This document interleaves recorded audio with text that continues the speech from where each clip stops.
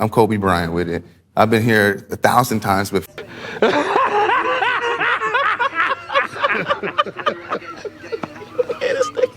Yeah, YouTube, what up? Welcome to another edition of Wrestling with Watts, and I'm Watts. Today, I got smoke for Ricochet. I have smoke for Ricochet, and it's been something that I'm very calculated. I wait a while before I actually talk about something. I just want to always make sure that I have the proper evidence to back up my claims. I don't just like getting on here and just saying nonsense just to say it, just for numbers or what have you. But yeah, I have smoke for Ricochet today because it seems like every single time a high flyer is happy about something or somebody on Twitter posts about another high flyer and it goes viral, Ricochet is the first one talking about, well, I can do this better. Bro, you're 35. What are you talking about? What do you like? At first, it was like, alright, this is probably just satire, and it's probably just him leaning into his heel character. And I even gave him props for becoming the most hated man in AEW and stuff like that. If you look at one of my older videos, I was showing him love. And that's why it's so hard for me to make this video right here, because I like Ricochet. But as of late, actually ever since he left WWE, he's been moving like a weirdo. And I'm not a tribalist. There's things I don't like about WWE, and there's things I don't like about AEW, and there's things that I don't like about both sides of the management and how people were booked upon signing to said companies. So it's not no tribalism. Yes, I cover WWE a little more than I cover AEW, but that's only because I've been watching WWE more and I'm more familiar with the product. I don't like talking about things that I'm not really too sure of. I'm more of a casual viewer when it comes to AEW. Like I know the key names and stuff like that, but I'm not one of those guys that taps in every Wednesday. And plus, I work late Wednesdays usually. But that's beside the point. It seems like that's really childish of Ricochet, and I say all of this because he got into a I wouldn't say verbal altercation because it was just online, but internet beef with Javon Evans. And it's kind of weird because it's like, yo, as soon as somebody have high praise for another high flyer, this man is like, oh, well, I can do this better than them. Well, they can't hold the candle to me and what I'm doing in AEW. It's like, bro, who the fuck cares? You're on Collision. You're about to face Zach Gowen.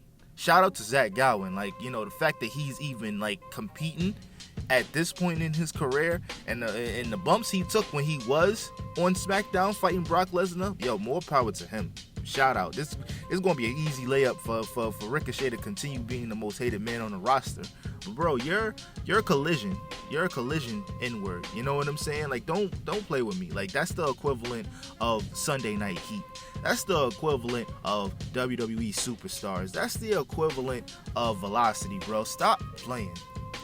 Talking about I won multiple championships. Let Javon Evans live, and he wasn't even bothering nobody. Somebody brought him up in a post and said he has a bright future and they have high hopes. Ricochet seen it go viral and said, yo, I would crush him. And it's like, bro, nobody asked you. Nobody asked you. Go back to fighting in front of 200 people, bro, because we already know those arenas in AEW don't be filled. And he's talking about multiple time champion and all of this. And yo, you had a great career in WWE. You had a career that most people would dream of having in a WWE. Yes, you didn't win the big one, but you couldn't win the big one because you don't fit the mold of WWE. And that's completely fine. And this is two different eras. You didn't really get the biggest push that you really wanted in Vince McMahon's era or Triple H's era. And yeah, you was booked prominently in NXT, but the main roster is a whole different animal. But even then, a United States champion, Intercontinental champion, there's guys who don't ever even touch a mid-card belt, let alone a tag team belt, don't even sniff the mid-card division, just getting smoked jobber commercials, WWE superstars, main event, all of that other good stuff. Like, come on, bro. Like, you had a decent career. You've gotten opportunities in WWE. You talking about, oh, they took my passion away. Yo, you've gotten opportunities to make something happen. They put the belt on you twice. 2 mid-card titles they put on you in the span of 3 years since you joined the main roster. You just couldn't capitalize. You didn't have it in you. You didn't get better at promos. Your wife is more of a character presence than you. Your wife getting bigger pops than you. But it's WWE's fault that you couldn't fit the mold. If that's the case, yeah, you got AEW championship opportunities over there, but you got a WWE championship opportunity with Brock Lesnar, and nothing came out of it. And it's not because of the establishment and how things are placed. You know, in WWE is a whole different ball game than fighting at bingo halls and stuff like that. You actually have to talk. You actually have to have conversations with interviewers. You actually have to be media trained. You actually have to step your promo skills up. You actually have to make people believe it. It's not about just doing like 80 flips in a match. And don't get me wrong, love your arsenal. Use your art. I use your movesets in WWE 2K. I appreciate you, but it's like, bro, you blame everybody but yourself. Get your Wheaties up. Get better. GG. It is what it is. You know what I'm saying? But it's like, I'm not going to stand idly by anymore and watch this. This is ridiculous. You're ridiculous. Step your game up. You're never going to win the AEW World Championship if you continue on this route. Yo, all right, matter of fact, I'll say this. When your 5-year contract with AEW is up and you didn't win a world championship, who you gonna blame now? They gave you your passion back. Okay, that's cute. Who are you gonna blame if 5 years go past and you're stuck on Collision or AEW Dark? Like, what are you gonna do? I'd like to see that. Ladies and gentlemen, let me know what you guys think in the comments.